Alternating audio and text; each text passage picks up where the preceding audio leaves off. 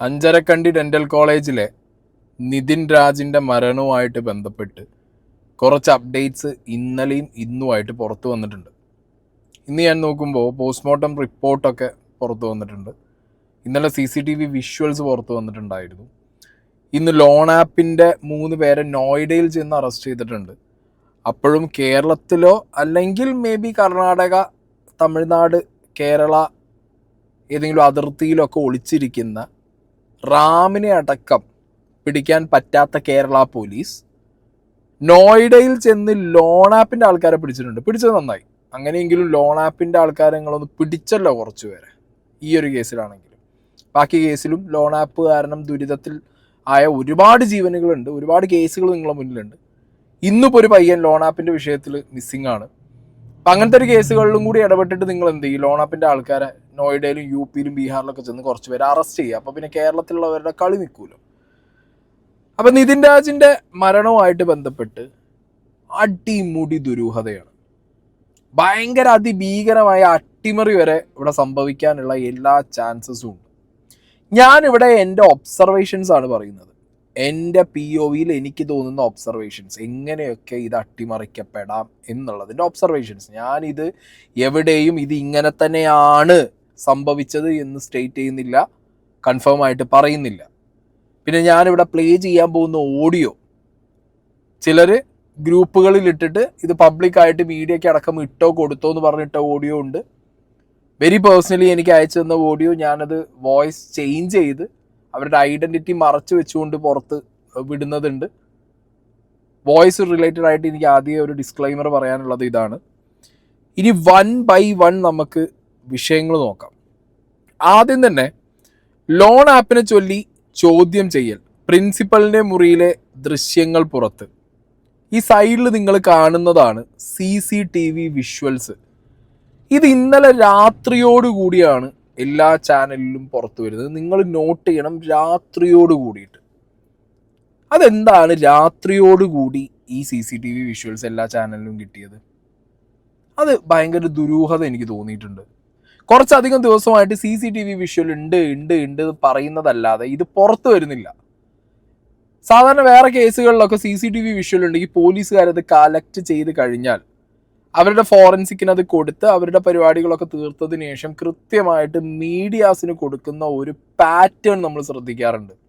ഇല്ലെങ്കിൽ മീഡിയ എങ്ങനെയെങ്കിലും പുഷ് ചെയ്ത് അത് പോലീസിൽ നിന്ന് വാങ്ങുന്ന ഒരു തരം പാറ്റേൺ. ഇനിയല്ല ഇതൊരു ചെറിയ കേസാണ്, ഫ്രീക്വൻസി കുറഞ്ഞ ഒരു കേസാണെന്നുണ്ടെങ്കിൽ അത് എവിടെ സംഭവിച്ചോ ആ സംഭവ സ്ഥലത്ത് ആ CCTV ഫുട്ടേജുകൾ ഈ മീഡിയാസ് എക്സ്ട്രാക്ട് ചെയ്യാറുണ്ട്. പക്ഷെ ഇങ്ങനത്തെ ഒരു വലിയ കേസിൽ, ഹൈ ഇൻറ്റൻസിറ്റി കേസിൽ, ഇത് പോലീസിൻ്റെ ഭാഗത്തു നിന്നാണ് ഇവർക്ക് ഈ CCTV വിഷ്വൽസ് കിട്ടുക. മീഡിയാസ് ഇന്നലെ പുറത്ത് വിട്ട CCTV വിഷ്വലിനകത്ത് ഈ പയ്യൻ ആ റൂമിലേക്ക് കയറുന്നതിൻ്റെ 25 മിനിറ്റോളമുള്ള CCTV വിഷ്വലാണ് നിതിൻ്റെ എന്നാണ് പറയുന്നത്, പ്രിൻസിപ്പലിൻ്റെ റൂമിൽ. ഇതിൽ ആദ്യം നമ്മൾ കാണുന്നതിൽ ടീച്ചേഴ്സിൻ്റെ സൈഡിൽ നിന്ന് 5 പേരുണ്ട്. നിതിൻ വന്ന് നിന്ന് സംസാരിക്കുന്ന സമയത്ത് അത് 4 പേരിലേക്ക് മാറുന്നു. 2 ലേഡി ടീച്ചേഴ്സ് ആകുന്നു, പിന്നെ 2 മെയിൽ സ്റ്റാഫുകൾ. അതിലൊന്ന് പ്രിൻസിപ്പളാണ്. അതിലൊരു നീല ഷർട്ടിട്ടുള്ള ഒരു വ്യക്തി, ഒരു ഹാഫ് കൈ നീല ഷർട്ടിട്ടുള്ള ഒരു വ്യക്തിയെ പെട്ടെന്ന് കാണാതാവുന്നുണ്ട്. ഓക്കെ, നിതിൻ വരുന്ന സമയത്ത് ആ വ്യക്തി അതിലില്ല. അപ്പം അതാരാന്ന് അറിയണം. ഒന്ന്, നിതിൻ്റെ എൻട്രി, നിതിൻ്റെ എക്സിറ്റ് ഇതിനകത്തില്ല. ഫോൺ നിതിൻ അവിടെ കൊടുത്തതാണോ ഇവർ പിടിച്ചു പറിച്ച് മേടിച്ച് വെച്ചതാണോ എന്നുള്ളതിൻ്റെ ക്ലാരിറ്റി ഇല്ല. ഇവർ സംസാരിക്കുന്നതിൻ്റെ ക്ലാരിറ്റി ഇല്ല.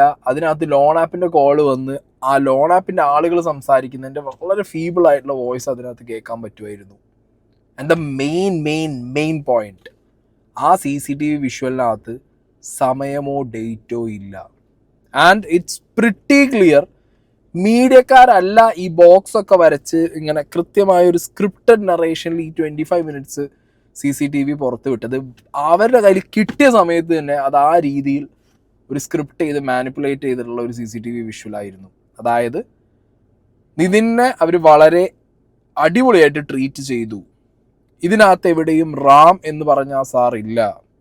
നിതിനെ അവർ വളരെ അടിപൊളിയായി ഹാൻഡിൽ ചെയ്തു. ഹരാസ് ചെയ്തിട്ടില്ല, ചോദ്യം ചെയ്യൽ നടന്നിട്ടില്ല, ഫോൺ പിടിച്ച് പറിച്ചു വെച്ചിട്ടില്ല എന്നുള്ള രീതിയിലേക്ക് ഈ CCTVയുടെ നറേഷൻ കൊണ്ടുവരാൻ വേണ്ടി കട്ട് ചെയ്ത് സോർട്ട് ചെയ്ത് സെറ്റ് ചെയ്ത ഒരു തരം CCTV ഫുട്ടേജ്. അതിൽ പാളിപ്പോയത് എവിടെ അറിയോ? പോലീസിനാണെങ്കിലും കോളേജിലാണെങ്കിലും CCTV ഫുട്ടേജിനകത്ത് അത്യാവശ്യം അതിനകത്ത് ഡേറ്റും ടൈമും കാണിക്കാത്ത ഒരു CCTV ഫുട്ടേജ് മലയാളികൾ ഇന്നേ വരെ ഒരു കേസിനും കണ്ടിട്ടില്ല സാർ. ഇത് മാതൃഭൂമി ന്യൂസ് കൃത്യമായി ഇത് ഡിസ്കസ് ചെയ്തിട്ടുണ്ടായിരുന്നു. ഇന്നലെ രാത്രി ചില ദൃശ്യങ്ങൾ, കുറച്ചേറെ ദൈർഘ്യമുള്ള ദൃശ്യങ്ങൾ പുറത്തു വന്നിട്ടുണ്ട്. ഈ ദൃശ്യങ്ങൾ ഞാൻ വിശദമായി പരിശോധിച്ചു. ആ ദൃശ്യങ്ങളിൽ എവിടെയും ഇത് ഏത് സമയത്ത്, അതായത് അതിനൊരു ടൈം കോഡ്, ഇപ്പോൾ CCTV ദൃശ്യങ്ങൾ നമ്മൾ പൊതുവേ കണ്ടിട്ടുള്ളത് സമയവും തീയതിയും ഒക്കെ അതിൻ്റെ മുകളിലുണ്ട്. പക്ഷേ ഇതിൽ ആ സമയം കാണാൻ കഴിയുന്നില്ല. അപ്പോൾ ഇത് നിതിൻ ആത്മഹത്യ ചെയ്യുന്നതിന് മുൻപാണ്, അരമണിക്കൂർ അല്ലെങ്കിൽ 25 മിനിറ്റ് മുൻപാണ് എന്ന് എങ്ങനെയാണ് സ്ഥിരീകരിക്കുന്നത്? ഈ സമയം ആരാണ് പറയുന്നത്? അതിൻ്റെ അകത്തുള്ള സമയം കോഡ് സ്വാഭാവികമായും എന്തു വന്നാലും അതിൻ്റെ സെർവറിൽ അല്ലെങ്കിൽ അതിൻ്റെ വീഡിയോ ഫ്രെയിമിൽ ഉണ്ടാകും. അത് യാതൊരു സംശയവുമില്ല. കാരണം അത് അങ്ങനെ മാത്രമേ പ്രവർത്തിക്കൂ. പക്ഷേ അത് ഒരു പ്രത്യേക കേന്ദ്രങ്ങളിൽ നിന്ന് മാധ്യമങ്ങൾക്ക് പ്രത്യേക ആൾക്കാർ വഴി എത്തിച്ചതാണ് എന്ന് വളരെ കൃത്യമായി നമുക്കറിയാം. അത് എത്തിക്കുമ്പോൾ തന്നെ അതിൻ്റെ അകത്ത് ആവശ്യമായ ക്യാപ്ഷനുകൾ, വിശദാംശങ്ങൾ എല്ലാം തന്നെ നൽകിയിട്ടുണ്ട്. അതൊരു പോലീസ് കേന്ദ്രത്തിൽ നിന്ന് വന്നതാണ് എന്ന് ആർക്കും ഒരു സംശയവുമില്ല. അങ്ങനെ വരുമ്പോൾ പോലീസ് എന്തിനാണ് ഈ ഒരു ദൃശ്യം ഈ രീതിയിൽ മാധ്യമങ്ങളിലേക്ക് എത്തിക്കുന്നത് എന്നത് എത്ര ആലോചിച്ചിട്ടും മനസ്സിലാകുന്നില്ല. കാരണം സാധാരണ രീതിയിൽ മാധ്യമപ്രവർത്തകർ ഇതുമായി ബന്ധപ്പെട്ട സോഴ്സുകളിൽ നിരന്തരം സമ്മർദ്ദം ചെലുത്തുകയും അന്വേഷിക്കുകയുമാണ് ചെയ്യാറ്. പോലീസ് എടുത്തു കൊണ്ടുപോയി എന്നാണ് പറയാറ്. പിന്നീട് നമ്മൾക്ക് ആർക്കും അത് കിട്ടാറുമില്ല. പക്ഷേ ഇവിടെ നേരെ തിരിച്ചാണ് സംഭവിച്ചിട്ടുള്ളത്. ഇതിൽ പോലീസ് തന്നെ പുറത്തുവിട്ടു എന്നാണ് ഞാൻ ഉറച്ചു വിശ്വസിക്കുന്നത്. അതിൻ്റെ അടിയിൽ ഒരു വരി പറഞ്ഞിട്ടുണ്ട്, സൂയിസൈഡിന് 25 മിനിറ്റ് മുൻപാണ് നടന്ന ദൃശ്യങ്ങളാണ് എന്ന് പറയുന്നുണ്ട്. വളരെ സിമ്പിളായി പറഞ്ഞാൽ ഈ അവസാനം 25 മിനിറ്റ് മുൻപ് നടന്ന ഈ സംഭവത്തിൽ, ഈ കൂടിക്കാഴ്ചയിൽ ലോൺ ആപ്പുമായി ബന്ധപ്പെട്ട ഫോൺ കോൾ വരുന്നത് നമുക്ക് കാണാൻ കഴിയും. ആ പരാതിക്കാരിയായ അധ്യാപികയെ നമുക്ക് കാണാൻ കഴിയും. എല്ലാവരും ഉണ്ട്. പക്ഷെ ഒരാൾ മാത്രം മിസ്സിംഗ് ആണ്, കേസിലെ 1-ാം പ്രതി ഡോക്ടർ MK റാം. അപ്പോൾ റാം ആ സമയത്ത് അവിടെ ഇല്ല എന്ന് എസ്റ്റാബ്ലിഷ് ചെയ്യാൻ ഈ CCTV ദൃശ്യങ്ങൾ കൊണ്ട് സാധിക്കും. അത് മാത്രം മതിയാവില്ല. കാരണം അതിനകത്ത് ഈ നിതിൻ രാജ് അവിടെ നിന്ന് മുറിയിൽ നിന്ന് പുറത്തിറങ്ങുന്നതിനൊരു സാക്ഷിയുണ്ട്, ഒരു വിദ്യാർത്ഥി സാക്ഷിയുണ്ട് എന്നാണ് നമുക്ക് മനസ്സിലാവുന്നത്. ഒരു പക്ഷേ ആ സാക്ഷി മൊഴി ഇവർ മാനിപ്പുലേറ്റ് ചെയ്യുന്നുണ്ടോ എന്നറിയില്ല. പക്ഷേ റാം ആ പരിസരത്തുണ്ടായിരുന്നു എന്നതിന് തെളിവുകൾ വേറെയുമുണ്ട്. അതുകൊണ്ട് റാമിനെ അത്ര പെട്ടെന്ന് പോലീസ് ഉദ്ദേശിക്കുന്ന രീതിയിൽ അങ്ങ് രക്ഷപ്പെടുത്തിയേക്കാം എന്ന് കരുതുന്നുണ്ടെങ്കിൽ അത് നടക്കില്ല. റാമിനെ രക്ഷിച്ചെടുക്കാനാണോ അതോ മൊത്തത്തിൽ കോളേജിൻ്റെ ഭാഗത്തുനിന്ന് ഒരു വീഴ്ച ഉണ്ടായിട്ടില്ല? ഈ ചെക്കൻ ഒരു സൈക്കോപാത്താണ്. ഇനി ഈ ടേം ഉപയോഗിക്കുന്നത് കൊണ്ട് നിങ്ങൾക്ക് നിതിൻ്റെ വീട്ടുകാർക്ക് ഒരു സങ്കടം വരണ്ട. ഇത് അവിടെ ഉള്ളൊരു സ്റ്റാഫ്, ഈ കോളേജിൽ തന്നെ ഉള്ളൊരു സ്റ്റാഫ് അവരുടെ ഗ്രൂപ്പിൽ നിതിനെക്കുറിച്ച് ഇട്ട ഓഡിയോയിൽ നിന്ന് എനിക്ക് കിട്ടിയതാണ്. ആ ഓഡിയോ ഞാൻ ഇപ്പോൾ കുറച്ച് മുന്നോട്ട് പോകുമ്പോൾ പ്ലേ ചെയ്യാം. പല രീതിയിലുള്ള മാനിപ്പുലേഷൻസ് അവിടുത്തെ സ്റ്റാഫുകളും ഈ കോളേജ് മാനേജ്മെൻറ്റും നിതിൻ്റെ പേരിൽ നടത്തുന്നുണ്ട്. പല രീതിയിലാണ് ഇവർ മാനിപ്പുലേറ്റ് ചെയ്യുന്നത്. പല ഹയർ അതോറിറ്റീസിൽ ഇവർ ഇൻഫ്ലുവൻസ് ചെയ്യുന്നുണ്ട്. അല്ലാതെ ഇപ്പോൾ ഈ CCTV വിഷ്വലൊന്നും ഈ രീതിയിൽ മാനിപ്പുലേറ്റ് ചെയ്ത് പുറത്ത് വരില്ല. അപ്പോൾ ഇതിൽ അട്ടിമറി നടക്കുന്നുണ്ട്. ഇത്രയും പെട്ടെന്ന് നോയിഡയിൽ പോയിട്ട് 3 പേരെ ഇന്നേ വരെ കേരളത്തിൽ ഇങ്ങനെ ഒരു ലോൺ ആപ്പിൻ്റെ വിഷയത്തിൽ 3 പേരെ അറസ്റ്റ് ചെയ്തതായിട്ട് എൻ്റെ അറിവിലില്ല. എത്രയോ ജീവനുകൾ പൊളിഞ്ഞിട്ടുണ്ട്. അതിന് മുകളിലൊരു അന്വേഷണം നടത്തിയിട്ട് ഒരു ഇത്ര പെട്ടെന്ന് എങ്ങനെയാണ് കണ്ടുപിടിച്ച് 3 എണ്ണത്തിന് നോയിഡയിൽ നിന്ന്? റാമിനെ കിട്ടിയിട്ടില്ല എപ്പോഴും. 2 പേരിപ്പോഴും ഒരു ലുക്കൗട്ട് നോട്ടീസ് പോലും അയാളെ പേരിലില്ല എന്നാണ് എൻ്റെ അറിവ്. അയാൾ മുൻകൂർ ജാമ്യത്തിന് കൊടുക്കുകയും ചെയ്തു. അപ്പോഴത്തേക്ക് നോയിഡ എത്തി ആളെ പൊക്കി ലോൺ ആപ്പിൻ്റെ ആളെ എടുത്ത് വന്നിട്ടുണ്ട്. എങ്ങനെ ഇരിക്കണം? അപ്പോൾ ഇത് മൊത്തത്തിലൊരു നറേറ്റീവ് ക്രിയേറ്റ് ചെയ്തെടുത്ത് ഈ കേസ് മൊത്തത്തിൽ ഒന്നില്ലെങ്കിൽ നിതിനെ ഒരു വേറെ രീതിയിൽ പോർട്രേറ്റ് ചെയ്യാം, മൊത്തത്തിൽ ഈ കേസ് ലോൺ ആപ്പിലേക്ക് വഴി തിരിച്ചു വിടാം. Loan app is A factor. ഞാൻ പറയുന്നു, loan app is A factor. പക്ഷേ ഇവർ നിതിന് കൊടുത്ത ഒരു തരം ട്രോമ പ്രഷർ ഭയങ്കരമാണ്. അത് ആ റൂമിനകത്ത് നിന്ന്, പ്രിൻസിപ്പളിൻ്റെ റൂമിനകത്ത് നിന്ന് ഈ ടോക്കിനിടയിലാണ് അത് സംഭവിച്ചതെന്നുള്ളതും വെരി എവിഡൻ്റ് ആണ്. പക്ഷെ വെരി അൺഫോർച്ചുനേറ്റ്ലി ടാമ്പർ ചെയ്തിട്ടുള്ള CCTV ഫുട്ടേജുകൾ, ഇതേപോലെ സ്ക്രിപ്റ്റഡ് നറേഷൻസ്, പോലീസിൻ്റെ ഭാഗത്തുനിന്ന് ഇങ്ങനെ ഈ രീതിയിലൊക്കെ കാര്യങ്ങൾ മുന്നോട്ട് പോയി കഴിഞ്ഞു കഴിഞ്ഞാൽ സീനല്ലേ. അപ്പോൾ നമ്മളത് വിളിച്ചു പറയണ്ടേ? ഈ കാര്യങ്ങൾ വിളിച്ചു പറഞ്ഞതുകൊണ്ട് ഇപ്പോൾ എൻ്റെ ചാനൽ അടിച്ചു പോയാലും എനിക്ക് വിഷയമല്ല, നാളെ എനിക്ക് പോലീസ് കേസ് വന്നാലും എനിക്ക് വിഷയമല്ല. എനിക്ക് തോന്നിയ ഒബ്സർവേഷൻസ് ഞാൻ പറഞ്ഞിട്ടേ പോവും. ഓക്കെ, ഇനി ഇത് CCTV ഫുട്ടേജിൻ്റെ കാര്യത്തിൽ. ഇതല്ലാതെ ഇന്ന് പോസ്റ്റ്മോർട്ടം റിപ്പോർട്ട് പുറത്തു വന്നിട്ടുണ്ട്. പോസ്റ്റ്മോർട്ടം റിപ്പോർട്ട് പുറത്തു വന്നത്, ന്യൂസിൽ വന്നത് ഞാനിവിടെ പ്ലേ ചെയ്യാം. വീഴ്ചയിലൂടെയാണ് മരണമുണ്ടായിരിക്കുന്നത് എന്നതിന് സമാനമായ സൂചനകളാണ്. അതായത് തലച്ചോറിലും അതോടൊപ്പം തന്നെ നെഞ്ചിലും ഉണ്ടായ ആഴത്തിലുള്ള പരിക്കുകളാണ് മരണകാരണം എന്നാണ്. തലച്ചോറിൽ രക്തസ്രാവം ഉണ്ടായിരിക്കുന്നു, തലച്ചോറിൻ്റെ അകത്ത് നേരിയ പൊട്ടലുകൾ ഉൾപ്പെടെ, തലച്ചോറിനകത്ത് നേരിയ രീതിയിലുള്ള മുറിവുകൾ ഉൾപ്പെടെയുള്ള കാര്യങ്ങൾ അതിനകത്ത് ഈ പോസ്റ്റ്മോർട്ടം റിപ്പോർട്ടിൽ എടുത്തു പറഞ്ഞിട്ടുണ്ട്. അതിനപ്പുറത്ത് മറ്റ് പ്രധാനപ്പെട്ട കാര്യമായി നെഞ്ചിൽ ഏറ്റ അതിഗുരുതരമായ പരിക്കുകളാണ്. അതിൽ കൃത്യമായി പറയുമ്പോൾ ഈ തലയും നെഞ്ചും ഇടിച്ച് വീണതിൻ്റെ ആഘാതമാണ് മരണകാരണം എന്നു തന്നെയാണ്. നേരത്തെ നിതിൻ രാജിൻ്റെ പിതാവ് ഈ വാരിയലിനിടയിലൂടെ ആഴമേറിയ ഒരു കമ്പി കയറ്റിയതുപോലുള്ളൊരു മുറിവുണ്ടായിരുന്നു എന്നതുൾപ്പെടെയുള്ള സംശയങ്ങൾ പ്രകടിപ്പിച്ചിട്ടുണ്ട്. പക്ഷേ ഈ പോസ്റ്റ്മോർട്ടം റിപ്പോർട്ടിൽ അത്തരം കാര്യങ്ങളിൽ ഒരു പരിധിവരെ തള്ളുകയാണ്. ഏതെങ്കിലും രീതിയിലുള്ള പുറത്തു നിന്നുള്ള എന്തെങ്കിലും സാധനം ശരീരത്തിലേക്ക് കയറിയതായി തെളിവുകളില്ല. പകരം വാരിയെല്ലുകൾ പൊട്ടിയിട്ടുണ്ട്. അത് ആ വീഴ്ചയിലാണ്, നെഞ്ചടിച്ചും തലയടിച്ചും വീണ ആ വീഴ്ചയുടെ ആഘാതമാണ് അതിനകത്ത് എടുത്തു പറഞ്ഞിട്ടുള്ളത്. ഈ പോസ്റ്റ്മോർട്ടം റിപ്പോർട്ട് ഇങ്ങേരിത് വായിച്ചതെന്ന് എനിക്ക് ഒരുപാട് സംശയങ്ങളുണ്ട്. അത് കൂടി CCTV ഫാബ്രിക്കേറ്റ് ചെയ്യാം, അല്ലെങ്കിൽ അത് മാനിപ്പുലേറ്റ് ചെയ്ത് സ്ക്രിപ്റ്റഡ് ആയിട്ട് പുറത്ത് വിടാം, അത് പോലീസിലേക്ക് എത്തിക്കാം, പോലീസിന് അത് മീഡിയയ്ക്ക് കൊടുക്കാം, നോയിഡയിൽ പോയിട്ട് 3 ആളെ പിടിക്കാം, റാമിനെ പിടിക്കാൻ പറ്റില്ല. ഇതൊക്കെ ചെയ്യുന്നവർക്കൊരു പോസ്റ്റ്മോർട്ടം റിപ്പോർട്ട് ചെയ്യാൻ പറ്റൂടെ? ചെയ്യാൻ പറ്റാത്ത വിഷയം. ഞാൻ ചെയ്തു എന്ന് പറയുന്നില്ല, ചെയ്യാൻ പറ്റും എന്നുള്ളതിൻ്റെ സംശയമാണ് പറയുന്നത്. പോസ്റ്റ്മോർട്ടം റിപ്പോർട്ട് ഇവർക്ക് ഫാബ്രിക്കേറ്റ് ചെയ്യാം, മാനിപ്പുലേറ്റ് ചെയ്യാം, പറ്റാത്ത വിഷയമൊന്നും ഉണ്ടാവില്ല അതിനകത്ത്. ഇവിടെ ചെയ്തു എന്ന് ഞാൻ ഒരിക്കലും പറയുന്നില്ല. ചെയ്യാൻ ചാൻസസ് ആർ ദെയർ, ചെയ്യാൻ പറ്റും, കപ്പാസിറ്റി ഉണ്ട് എന്നാണ് ഞാൻ പറയുന്നത്. ഓക്കെ, നമ്മളും പറയുമ്പോൾ കൃത്യമായിട്ട് പറയണല്ലോ. പിന്നെ ഇതിൽ എൻ്റെ ഡൗട്ട്സ് ഞാൻ വളരെ കൃത്യമായിട്ട് വെച്ച് തരാം. ഈ പോസ്റ്റ്മോർട്ടം റിപ്പോർട്ട് വായിച്ച് കേട്ട ഏതൊരു വ്യക്തിയും ഒരു കാര്യം ക്ലിയർ ആയിട്ട് മനസ്സിലായിട്ടുണ്ടാവും. നിതിൻ രാജ് താഴെ വീണപ്പോൾ നെഞ്ചും തലയടിച്ച് ഇങ്ങനെ ഫ്ലാറ്റ് ആയിട്ടാണ് വീണെന്നുള്ളത്. സ്വാഭാവികമായിട്ട് 3-ാം നിലയിൽ നിന്ന് ചാടുന്ന ഒരു വ്യക്തിയാണെന്ന് നിങ്ങൾ വിചാരിക്കുക. അയാൾ വാണ്ടഡ്ലി ജീവൻ അവസാനിപ്പിക്കാൻ വേണ്ടി ചാടുകയാണ്. ഓക്കെ, അയാളെ തള്ളിയിട്ടതോ അയാളെ വേറെ നടന്നു പോകുന്ന വഴിക്ക് അയാൾ ബാലൻസ് തെറ്റി വീണതോ അങ്ങനെയൊന്നും അല്ലേ. നിതിൻ ഈ സ്റ്റാഫ് റൂമിൽ നിന്ന് ഇറങ്ങുന്നു, സങ്കടപ്പെടുന്നു, ജീവൻ അവസാനിപ്പിക്കണം എന്നുള്ള മൈൻഡിലെത്തുന്നു, 3-ാം നിലയിലേക്ക് പോകുന്നു. ബൈ ദ വേ, ഈ 3-ാം നിലയുടെയും ഈ വീണ സർഫസിൻ്റെയും ഒക്കെ വീഡിയോ ഞാൻ ഇതിന് മുന്നേ ചെയ്തിട്ടുള്ളതാണ്. ഓക്കെ, എനിക്ക് ആ ഹൈറ്റിൽ ഡൗട്ടുണ്ട്, അത് 3-ാം നിലയാണോ എന്നുള്ളത് എനിക്ക് ഡൗട്ടുണ്ട്. ആ വീണ സർഫസ് മൊത്തം ഭയങ്കര റോക്കി സർഫസ് ആയിരുന്നു. അവിടെ വീണിട്ട് എന്തുകൊണ്ട് തലയ്ക്കും നെഞ്ചിനൊന്നും പ്രത്യക്ഷത്തിൽ വിസിബിളി പുറത്തൊരു രീതിയിലും ഒരു ബ്ലഡ് സ്റ്റെയിൻ പോലും ഇല്ലാത്ത രീതിയിൽ എങ്ങനെ അത്ര മൈനർ ഇഞ്ചറി ആയി പോയി എന്നുള്ളതൊക്കെ ഞാൻ ഇതിന് മുന്നേ അവിടെ ചോദിച്ചിട്ടുള്ള ചോദ്യങ്ങളുമായിരുന്നു. അതൊന്നും ഇനി ഞാൻ റിപ്പീറ്റ് ചെയ്യുന്നില്ല. ബട്ട് സ്റ്റിൽ ഞാൻ ഈ പോസ്റ്റ്മോർട്ടം റിപ്പോർട്ട് വെച്ചിട്ട് ഇനി കുറച്ച് കാര്യങ്ങൾ സംസാരിക്കുന്നത് നിങ്ങൾ ക്ലിയർ ആയിട്ട് കേൾക്കണം. ഈ നെഞ്ചും തലയിടിച്ചു വീണു എന്നാണ് പോസ്റ്റ്മോർട്ടം റിപ്പോർട്ടിലുള്ളത്. ഒരു വ്യക്തി ഇൻറ്റൻഷനലി ചാടുകയാണ് എന്ന് വിചാരിച്ചു. ജീവിതം അവസാനിപ്പിക്കാൻ വേണ്ടി ഒരു മനുഷ്യൻ ചാടുന്നു. When a person jump intentionally, അവർക്ക് ടിപ്പിക്കലി അവരുടെ ഒരു തരം എന്താ പറയുക, ഒരു എക്സിബിറ്റ് ഉണ്ട്, അതായത് ലാൻഡിങ് റിഫ്ലെക്സ് ഉണ്ട്. ഒരാൾ ഇൻറ്റൻഷനലി ചാടും. ഇപ്പോൾ നമ്മളും ഒരു ഹൈറ്റിൽ നിന്ന് താഴെ ചാടുകയാണെന്ന് വിചാരിച്ചോ, നമ്മളുടെ ബോഡിക്ക് ഒരു ലാൻഡിങ് റിഫ്ലെക്സ് വരും. അതിനി ജീവിതം അവസാനിപ്പിക്കാൻ ചാടുന്ന ഒരാൾക്കാണെന്നുണ്ടെങ്കിലും അത് വരും. അത് കാലുകുത്തി വീഴാനുള്ള റിഫ്ലെക്സ് ആണത്. അല്ലാതെ ഇങ്ങനെ നെഞ്ചും കുത്തി മുഖവും കുത്തി തലയും കുത്തി ആരും എന്തില്ല. വെള്ളത്തേക്കാണെങ്കിൽ അങ്ങനെ ചാടുമായിരിക്കും.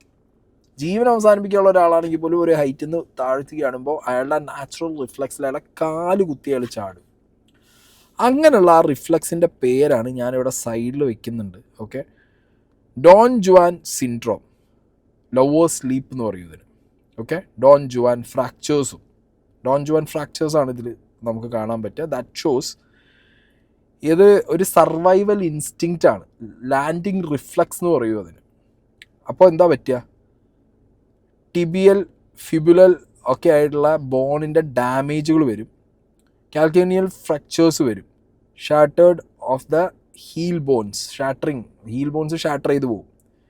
Vertical compression fractures specifically in L1 through L3 vertebra of the spine as the force telescopes upward. അതായത് നമുക്ക് L1 L3ക്കാണ്, അത് സ്പൈനിലുള്ള വെർട്ടിബ്രേറ്റിനാണ് എന്ത് പറ്റുക, ഫ്രാക്ചേഴ്സ് വരാൻ ചാൻസസ് കൂടുതൽ. അതായത് ഇതേപോലെ ചാടുന്നൊരു വ്യക്തിക്ക് ഇൻറ്റൻഷനലി ജീവൻ അവസാനിപ്പിക്കാൻ വേണ്ടിയിട്ട് ലീപ്പ് ചെയ്യുന്ന ചാടുന്നൊരു വ്യക്തിയാണെങ്കിൽ പോലും അയാളുടെ കാലുകളിൽ നിന്ന് മുകളിലോട്ടാണ്, അത് മുകളിലോട്ട് വരുമ്പോൾ ഫ്രാക്ചേഴ്സ് കുറവായിരിക്കും. മനസ്സിലായോ? കാലുകളിലാവും ഏറ്റവും കൂടുതൽ ഫ്രാക്ചേഴ്സ് വരുന്നതും. അങ്ങനത്തെ ഒരു എന്താ പറയുക, ആ രീതിയിലുള്ള ഒരു പാറ്റേൺ ഇതിനകത്തുനിന്ന് കാണാൻ പറ്റും. അതായത് ഇയാൾ സ്വയമേവ ചാടുകയാണെന്നുണ്ടെങ്കിൽ. പക്ഷേ ഇവിടെ പോസ്റ്റ്മോർട്ടം റിപ്പോർട്ടിൽ നേരെ ഉൾട്ടിയാണ് പറയുന്നത്. അതിൽ തന്നെ 36 റിബ് ഫ്രാക്ചേഴ്സ് എന്ന് പറയുന്നുണ്ട്. റിബ് ആകെ ഒരു മനുഷ്യന് 24 റിബ്സേ ഉള്ളൂ. മേ ബി ഒരു റിബിലുള്ള മൾട്ടിപ്പിൾ ഫ്രാക്ചർ ആയിരിക്കാം 36 എന്ന് പറയുന്നത്. ഓക്കെ, ഇനി ഈ റിബ് ഫ്രാക്ചർ എങ്ങനെ വരാം? ഒരു വ്യക്തി ചാടുന്ന സമയത്ത് ലാറ്ററൽ ഓർ പ്രോൺ ഇമ്പാക്റ്റ് എന്ന് പറയും. അതായത് ഒരു വ്യക്തി വീഴുന്ന സമയത്ത് ആ വ്യക്തി സൈഡ്, ബാക്ക്, ബെല്ലി ഡൗണ് ഒക്കെ ആയിട്ട് വീണ് കഴിഞ്ഞാൽ, അതായത് ഇങ്ങനെ നേരെ ഇങ്ങനെ പോയി വീഴുന്നതല്ല. ഒരു മനുഷ്യൻ സൈഡ് ഇടിച്ച്, ബെല്ലി തല ഇടിച്ച്, അല്ലെങ്കിൽ ഇങ്ങനെ ബാക്കിൽ പുറവും തല ഇടിച്ച് വീഴുമ്പോൾ മാത്രമേ എന്ത് ചെയ്യുള്ളൂ, ഈ രീതിയിലുള്ള സർഫസ് ഏരിയ കൂടുതലായിരിക്കും അങ്ങനെ വീഴുമ്പോൾ. അപ്പോൾ ഇവിടെ തലയ്ക്ക്, നെഞ്ചിൽ, ഇപ്പം ഈ പോസ്റ്റ്മോർട്ടം റിപ്പോർട്ടിൽ പറഞ്ഞ പോലത്തെ ഒരു തരം ഫ്രാക്ചേഴ്സ് അങ്ങനത്തെ ചാട്ടത്തിൽ നമുക്ക് കാണാം, അങ്ങനത്തെ വീഴ്ചയിൽ നമുക്ക് കാണാൻ പറ്റും. അല്ലെങ്കിൽ പിന്നുള്ളത് റൊട്ടേഷൻ ഫാക്ടറാണ്. അതെങ്ങനെയാണ് വരുന്നതെന്ന് വെച്ച് കഴിഞ്ഞാൽ, ഈ ഒരു if the fall is from a sufficient height 10 മുതൽ 12 metre, the body has enough time to rotate into a horizontal position before hitting the ground. അതായത് ഒരു വീഴ്ചയിൽ ഒരു ആക്സിഡൻ്റൽ ഫോൾ ആണെങ്കിൽ നിങ്ങൾ ആലോചിക്കണം, ഇതൊരു ആക്സിഡൻ്റൽ ഫോളോ അല്ലെങ്കിൽ ഒരാൾ ബാലൻസ് പോയി ട്രിപ്പ് ചെയ്ത് താഴെ വീഴുന്നതോ, അല്ലെങ്കിൽ ഒരാൾ ഒരു ബോഡിയെ പുഷ് ചെയ്ത് താഴെ ഇടുമ്പോഴോ മാത്രമേ റൊട്ടേഷണൽ ഫാക്ടർ വർക്ക് ചെയ്യൂ. ഇപ്പം ഞാനൊരു സ്ഥലത്ത് പോയി നിൽക്കുന്നു, എന്നെ ബാക്കിൽ നിന്ന് ആരെങ്കിലും പിടിച്ച് ഉന്തുന്നു, ഞാൻ എൻ്റെ ബാലൻസിലല്ല വീഴുന്നു, ഞാൻ തിരിഞ്ഞ് മറിഞ്ഞാൽ വീഴുക. കാരണം ഞാനായിട്ട് ചാടുന്നതല്ല. ഓക്കെ, അല്ലെങ്കിൽ ഇന്ന ആരെങ്കിലും എടുത്ത് എറിയണം, അപ്പോഴും അത് സംഭവിക്കും. അങ്ങനെ റൊട്ടേറ്റ് ചെയ്ത് ഞാൻ എൻ്റെ ബാലൻസിലല്ല. അവിടെയാണ് റൊട്ടേഷണൽ ഫാക്ടർ വരുന്നത്. അപ്പോൾ ബോഡി ഇങ്ങനെ അങ്ങനെയൊക്കെ മറിഞ്ഞൊക്കെ വീണ് ഈ രീതിയിലുള്ള ഇഞ്ചുറീസ് പറ്റാം. ഇനി ഇതിൽ തന്നെ ജമ്പ്, ഫോള്, പുഷ്, ഇത് ഫോറൻസിക്കിൻ്റെ പരിപാടിയാണ്, നമ്മളെ പരിപാടിയൊന്നുമില്ല. പിന്നെ അപ്പോൾ ChatGPT ഒക്കെ ഉള്ളതുകൊണ്ടും ജെമിനിയൊക്കെ ഉള്ളതുകൊണ്ട് നമുക്ക് ഈ സാധനങ്ങൾ റെഫർ ചെയ്തിടാം. അപ്പോൾ പറയരുത് വന്നിട്ട് ഇത് ജെമിനിയിൽ നിന്ന് കണ്ടുപിടിച്ചാണ് അവിടെ വരുന്നത്. വാട്സാപ്പ് യൂണിവേഴ്സിറ്റി പോലെയല്ല. ഹ്യൂമൻ ബ്രെയിനിനേക്കാൾ എഫിഷ്യൻ്റായിട്ട് തിങ്ക് ചെയ്യാനും പ്രോസസ്സ് ചെയ്യാനും പറ്റുന്ന ഐറ്റമാണ് ആർട്ടിഫിഷ്യൽ ഇൻ്റലിജൻസ് എന്നുള്ളത് നമുക്ക് മനസ്സിലാവുന്നത് ഈ കാലഘട്ടത്തിൽ നമ്മൾ ജീവിക്കുമ്പോൾ മനസ്സിലാക്കേണ്ടതുമാണ്. ഓക്കെ, അപ്പോൾ അതിൽ നിന്ന് കിട്ടുന്ന വിവരങ്ങൾ കണ്ണടച്ച് തള്ളാൻ പറ്റൂല. ജമ്പ്, ഫോൾ, പുഷ്, ഈ 3 സാധനങ്ങളും ഇതിൽ ഭയങ്കര ഇമ്പോർട്ടൻ്റ് ആണ്. ഓക്കെ, ഈ പോസ്റ്റ്മോർട്ടം റിപ്പോർട്ടിൽ പറഞ്ഞ ഇഞ്ചുറീസ് വെച്ചിട്ടാണെന്നുണ്ടെങ്കിൽ ഇൻറ്റൻഷണൽ ജമ്പിന് ഏറ്റവും കൂടുതൽ പ്രൈമറി ഇമ്പാക്റ്റ് ഹീല്, ഫീറ്റാണ് വരിക. ലെഗ് ഇഞ്ചുറീസ് സിവിയർ ആയിരിക്കും. Rib injuries minimal or moderate ആയിരിക്കും. പക്ഷേ പോസ്റ്റ്മോർട്ടം റിപ്പോർട്ടിൽ റിബ് ഇഞ്ചുറീസ് ഭയങ്കര കൂടുതലാണ്. 36 റിബ് ഇഞ്ചുറി എന്ന് പറയുന്നത്. 36 റിബ് ഇല്ല, പക്ഷേ മൾട്ടിപ്പിൾ ഇഞ്ചുറി വെച്ചിട്ട് 36 റിബ് ഇഞ്ചുറി എന്നാണ് പറയുന്നത്. പിന്നെ പറയുന്നത് ഇതിൽ ആം ആൻഡ് ഹാൻഡ് ഇഞ്ചുറീസ് ഒക്കെ റെയർ എന്നാണ് ഇതിൽ കാണിച്ചിട്ടുള്ളത്. ഓക്കെ, ഇതൊക്കെ ഇൻറ്റൻഷണൽ ജമ്പിനാണ്. ആക്സിഡൻ്റൽ ഫോൾ ഓർ പുഷ്, നമ്മൾ ബൈ ചാൻസ് എവിടെയെങ്കിലും മുകളിൽ നിന്ന് താഴെ വീഴുന്നത്, കയ്യോ കാലോ തെറ്റി വീഴുന്നത്, ലൈക്ക് ഇങ്ങനെ ബാലൻസ് കിട്ടാതെ പോകുന്നത്, അല്ലെങ്കിൽ നമ്മൾ ആരെങ്കിലും പുഷ് ചെയ്യുന്നത്, ഒരു ഹൈറ്റിൽ നിന്ന് നമ്മൾ പുഷ് ചെയ്ത് താഴെ ഇടുമ്പോൾ ഏറ്റവും കൂടുതൽ പ്രൈമറി ഇമ്പാക്റ്റ് വരാൻ പോണത് വേരിയസ് ലൈക്ക് നമ്മൾ സൈഡ് ഇടിച്ചാണോ വീഴുന്നത്, ബാക്ക് ഇടിച്ചാണോ വീഴുന്നത്, തല ഇടിച്ചാണോ വീഴുന്നത്. കാരണം നമ്മളെ കൺട്രോളിലല്ല. നേരത്തെ പറഞ്ഞത് നമ്മൾ ഇൻറ്റൻഷനലി ജമ്പ് ചെയ്യുമ്പോൾ കാലിലാണെങ്കിൽ നമ്മൾ ആരെങ്കിലും പിടിച്ച് ഉന്തിയാലോ, നമ്മൾ ആക്സിഡൻ്റലി വീണാലോ തലടിച്ച് വീഴാം, ബാക്ക് അടിച്ച് വീഴാം, നെഞ്ചടിച്ച് വീഴാം. മനസ്സിലായില്ലേ? ബോഡി അലൈൻഡ് ആവില്ല. അപ്പം കാലിടിച്ച് വീഴുന്നതിനേക്കാൾ ചാൻസസ് കൂടുതൽ ഈ ബോഡി ഭാഗങ്ങളിൽ ക്ഷതം കൂടുതൽ സംഭവിക്കാൻ, ഇഞ്ചുറി കൂടുതൽ സംഭവിക്കാനാണ്. നിതിൻ്റെ കേസിൽ തലയ്ക്കും നെഞ്ചിനുമാണ് കൂടുതൽ ഇഞ്ചുറി സംഭവിച്ചതെന്നാണ് പോസ്റ്റ്മോർട്ടം റിപ്പോർട്ടുള്ളത്. ഓക്കെ, ഇനി അടുത്തത് മൾട്ടിപ്പിൾ ബൈലാറ്ററൽ ഫ്രാക്ചേഴ്സ്. അത് സിവിയർ ആയിരിക്കും. മനസ്സിലായോ? റിബ് പോർഷൻസിനകത്ത് ഫോളോ പുഷോ ആവുന്ന സമയത്ത് ഈ പറഞ്ഞ റിബ് ഇഞ്ചുറീസ് സിവിയർ ആയിട്ടുള്ള റിബ് ഇഞ്ചുറീസ് കാണാൻ പറ്റും. ഇനി ലെഗിനാണെങ്കിൽ ഓഫൻ ആബ്സെൻറ്റ് ഓർ സെക്കൻഡറി ആയിരിക്കും.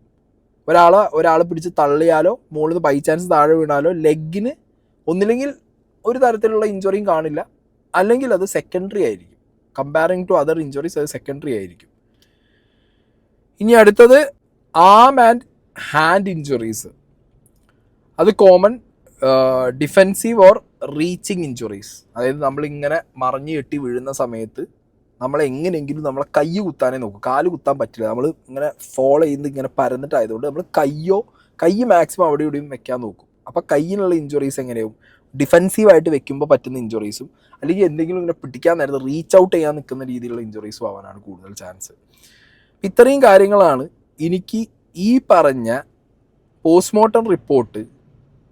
ഞാനൊരു ഫോറൻസിക് പാത്തോളജി പഠിച്ച ഒരാളൊന്നുമല്ല, ബട്ട് സ്റ്റിൽ കുറേ കാലമായിട്ട് ഇങ്ങനെ വീഡിയോ ചെയ്യുന്നത് കൊണ്ട് നമ്മളുടെ ഒരു ഇനീഷ്യൽ സാധനം ഉണ്ടല്ലോ, എനിക്ക് അതിൽ തോന്നിയിട്ട് ഞാൻ AI വെച്ച് സെർച്ച് ചെയ്തെടുത്തപ്പോഴാണ് എനിക്ക് ഇങ്ങനത്തെ കാര്യങ്ങൾ ഈ പോസ്റ്റ്മോർട്ടം റിപ്പോർട്ടിൽ പറഞ്ഞതും ഇവൻ്റെ നിതിൻ രാജിൻ്റെ ഈ വീഴ്ചയായിട്ട് ബന്ധപ്പെടുത്തി നോക്കുമ്പോൾ കുറേയധികം മിസ്മാച്ച് തോന്നിയത്. പിന്നെ ഇത് മാത്രമല്ല, നിതിൻ രാജിനെ ഈ ഹോസ്പിറ്റൽ ബെഡിൽ കണ്ട ഒരു വ്യക്തി എനിക്ക് ഒരു വോയിസ് കുറച്ച് ദിവസങ്ങൾക്ക് മുമ്പ് ഇട്ട് തന്നിട്ടുണ്ടായിരുന്നു. ആ കേട്ടതും ഇപ്പോൾ വന്ന പോസ്റ്റ്മോർട്ടം റിപ്പോർട്ടും AI സെർച്ചിൽ ഞാൻ സെർച്ച് ചെയ്ത സമയത്ത് എനിക്ക് ഫോൾ ജമ്പ് പുഷും തമ്മിലുള്ള ഒരു മൊത്തത്തിലൊരു ഒരു കാൽക്കുലേറ്റ് ചെയ്ത് നോക്കുമ്പോൾ സംതിങ് സംവെയർ ഫിഷി. അന്ന് ആ വ്യക്തിനോട് പറഞ്ഞതിൻ്റെ വോയിസ് ഞാൻ അവിടെ പ്ലേ ചെയ്യാം. അവന്റെ കാല് ഫ്രാക്ചർ ആയെന്ന് പറഞ്ഞിട്ട് അവന്റെ കാലിലോട്ട് എന്തോ ഒരു സാധനം കേറ്റിണ്ടായിരുന്നു. ഒരു ഒരു ഒരു എന്താ പറയാ, ഒരു മെറ്റൽ ഫ്രെയിം പോലത്തെ ഒരു സാധനം അങ്ങനെ കേറ്റിണ്ടായിരുന്നു. പിന്നെ അവന്റെ ഫേസ് ആണ് ഞാൻ നോക്കി. മുഖത്ത് ഒരു ഇഞ്ചുറീസും ഞാൻ കണ്ടില്ല. മുഖത്ത് ആകെപ്പാടെ പിരിയത്തിന്റെ മേലെയായിട്ട് ചെറിയൊരു പൊട്ടല്, ചോര പോലും ഇല്ല. കണ്ണിന്റെ അവിടെ ചെറിയൊരു പൊട്ടല്, ചോര പോലും വരുന്നില്ല. ഇങ്ങനെയാണ് ഇതുണ്ടായിരുന്നത്. അവന്റെ മേലെ ഓക്സിജൻ മാസ്ക് വെക്കുന്നു, കാര്യം സാധനം എന്തൊക്കെയോ സാധനങ്ങളൊക്കെ കയറ്റുന്നു. കറക്റ്റ് ട്രീറ്റ്മെന്റ് കൊടുത്തിട്ടുണ്ടോ എന്ന് ഞങ്ങൾക്ക് ഡൗട്ടാണ്. കാരണം എന്താ വെച്ച് കഴിഞ്ഞാൽ അവര് ഞങ്ങളോട് പറഞ്ഞത് 1.5 മണിക്കൂർ CPR കൊടുത്തതാ. ഞങ്ങൾ നിർത്താതെ CPR കൊടുത്തോണ്ടിരിക്കുകയായിരുന്നു, നിർത്താണ്ട് CPR കൊടുത്തോണ്ടിരിക്കുകയായിരുന്നു. 5 യൂണിറ്റ് ബ്ലഡ് കയറ്റി. ഇതൊക്കെയാണ് അവര് ഞങ്ങളടുത്ത് പറഞ്ഞ ഡയലോഗ്.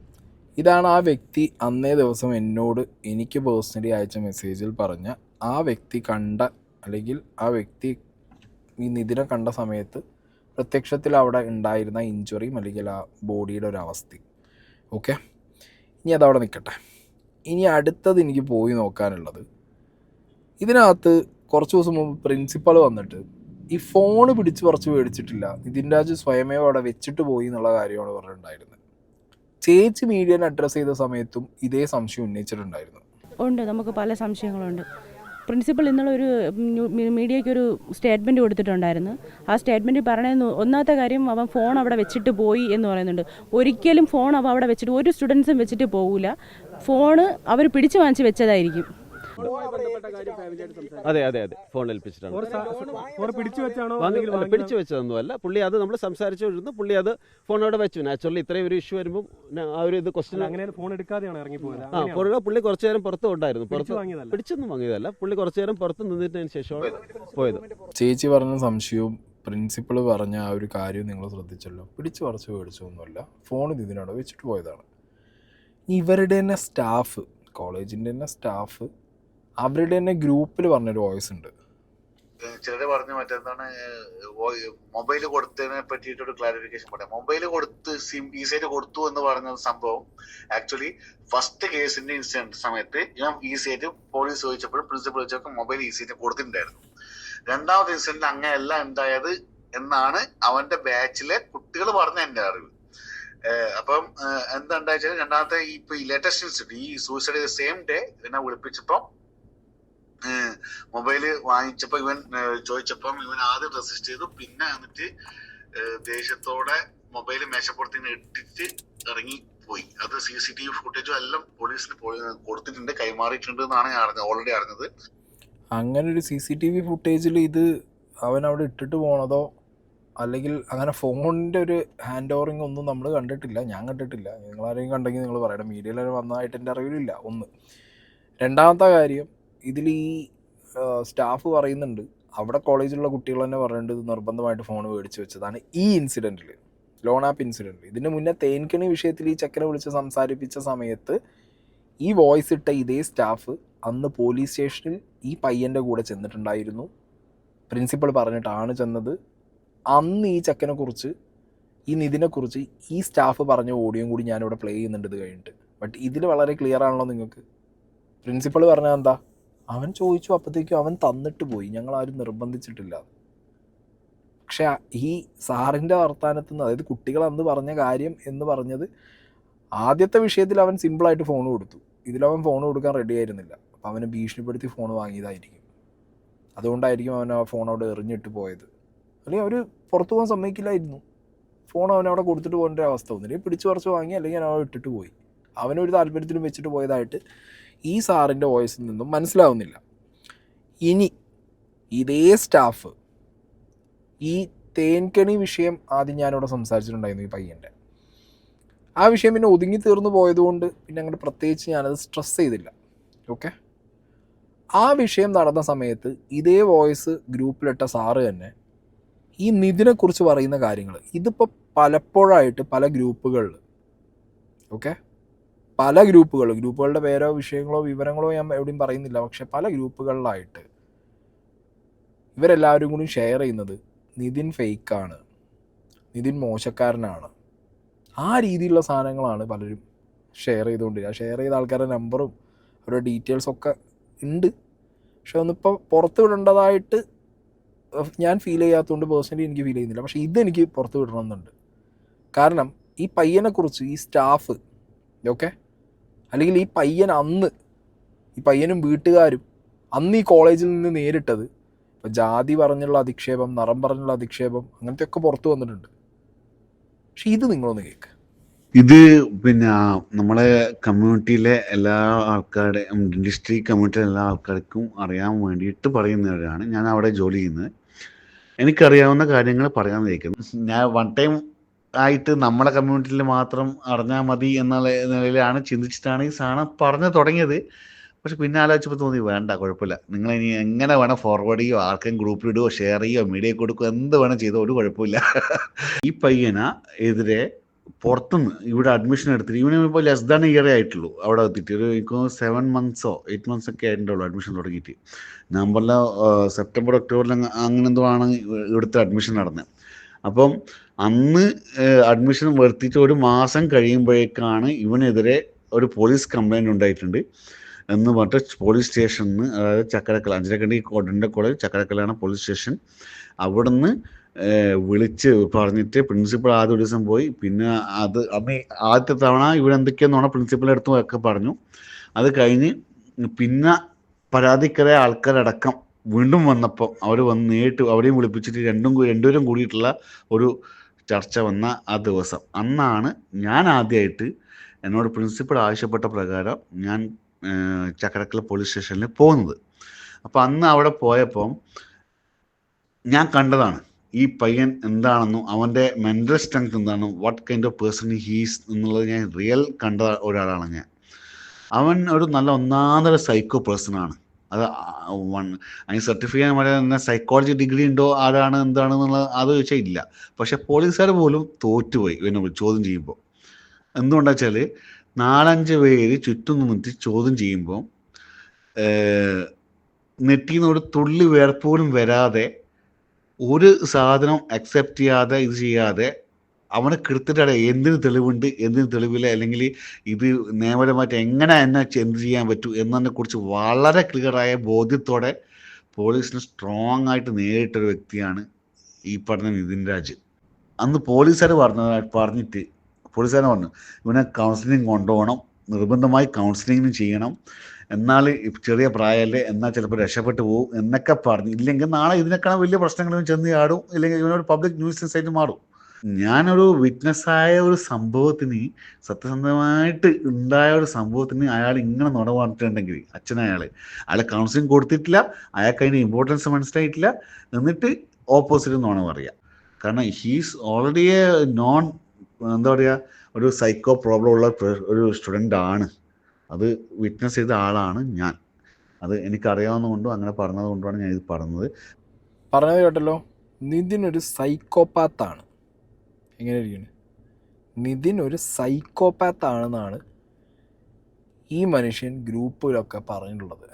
അയാൾ വളരെ കൂളായിട്ട് പറയുന്നുണ്ട് ഇത് നിങ്ങൾക്ക് എവിടെ വേണമെങ്കിലും ഷെയർ ചെയ്യാന്നുള്ളത്. ഇപ്പോൾ നിങ്ങളത് കേട്ടല്ലോ, എവിടെ വേണമെങ്കിലും ഷെയർ ചെയ്യാമെന്ന് പറഞ്ഞിട്ടാണ് അയാൾ ഈ ഒരു വോയിസ് ഇട്ടിട്ടുള്ളത്. അതുകൊണ്ട് തന്നെയാണ് ഞാൻ എടുത്ത് ഷെയർ ചെയ്തത്. വോയിസ് പോലും ചേഞ്ച് ചെയ്യാതെ ഞാൻ ഷെയർ ചെയ്യാൻ കാരണം എന്താ, മീഡിയേൻ്റെ അടുത്തോ എവിടെ വേണമെങ്കിലും എത്തിച്ചോ നിങ്ങൾ ഗ്രൂപ്പിൽ പറഞ്ഞ കാര്യമാണ്. ഓക്കെ, നിങ്ങൾക്ക് എങ്ങനെ പറയാൻ പറ്റും ആ കുട്ടി ഒരു സൈക്കോപാത്ത് ആണെന്നുള്ളത്? ഒരു കൗൺസിലിംഗ് കൊടുക്കണം, സൈക്കോപാത്താണ്. എന്താണ് നിങ്ങളൊക്കെ ഇവിടെ വരുത്തി തീർക്കാൻ വേണ്ടി ഉദ്ദേശിക്കുന്നതെന്നുള്ളതിനെക്കുറിച്ചൊരു ക്ലാരിറ്റി പോലീസ് അന്വേഷണത്തിലൊക്കെ കിട്ടിയാൽ കൊള്ളാം. ഓക്കെ, ഇതിനൊക്കെ പുറമെ അഞ്ചരക്കണ്ടി മെഡിക്കൽ കോളേജ് റിലേറ്റഡ് ആയിട്ട് ഭൂമി കയ്യേറിയതാണ്. ഓക്കെ, കറപ്പത്തോട്ടം കൈമാറ്റം കോടതി വിഷയവും നോട്ടീസൊക്കെ കിട്ടി. ആകെ സീനായിട്ടുള്ള ഒരു സർക്കാരിലേക്ക് പോകേണ്ടതായിട്ടുള്ള 200 ഏക്കറിലധികം ഭൂമി ഇതിൻ്റെ മാനേജ്മെൻറ്റ്, അതായത് ജബ്ബാർ ഹാജി കൈക്കലാക്കി എന്നുള്ള രീതിക്കുള്ള ന്യൂസും കാര്യങ്ങളൊക്കെ ഈ ഒരു പെർട്ടിക്കുലർ വിഷയം നടന്നപ്പോൾ വന്നിട്ടുണ്ടായിരുന്നു. ബൈ ദ വേ 2016 മാതൃഭൂമി ഈ ഒരു ന്യൂസ് എക്സ്ക്ലൂസീവായിട്ട് കൊടുത്തതിൻ്റെ ഡീറ്റെയിൽസ് ഞാൻ തപ്പിയ സമയത്ത് എനിക്ക് കിട്ടിയിട്ടുണ്ടായിരുന്നു.